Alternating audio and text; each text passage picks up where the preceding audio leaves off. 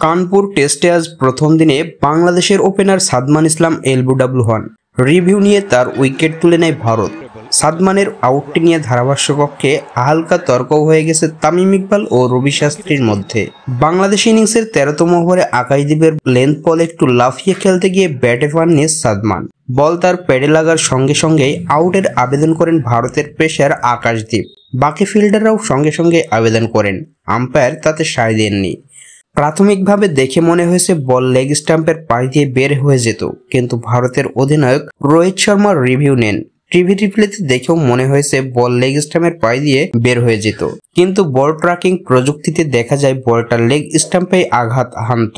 তৃতীয় আম্পায়ার আউটের সিদ্ধান্ত দেওয়ায় মাঠের আম্পায়ার রিচার্ড কেটেলবোরো নিজের সিদ্ধান্ত পাল্টে সাদমানকে আউট ঘোষণা করেন। 36 বলে 24 রান করে সাদমান ড্রেসিং রুমে ফেরার পর ধারাভাষ্য কক্ষে এই ডেলিভারিতে বল ট্র্যাকিং প্রযুক্তি নিয়ে প্রশ্ন তুলেন তামিম ইকবাল। তিনি বলেন, ভেবেছিলাম বলটা লেগ স্টাম্প দিয়ে বের হয়ে গেছে, কিন্তু ডিআরএস অন্য সিদ্ধান্ত দিয়েছে। ধারাভাষ্য কক্ষের রবি শাস্ত্রী তামিমের একথার দ্বিমত পোষণ করেন। আরেক ধারাভাষ্যকার দীনেশ কার্তিক এই আলোচনার কিছুক্ষণ আগে ক্যামেরার অ্যাঙ্গেলের কারণে দৃষ্টি বিভ্রম হওয়া নিয়ে কথা বলেন। শাস্ত্রী সেই প্রসঙ্গ টেনে তামিমকে বুঝিয়ে বলেন, ডিকে ক্যামেরার অ্যাঙ্গেল নিয়ে বলেছে, এটা সব সময় একদম সোজা থাকে না, তাই মনে হতে পারে বলটা বেরিয়ে যেত।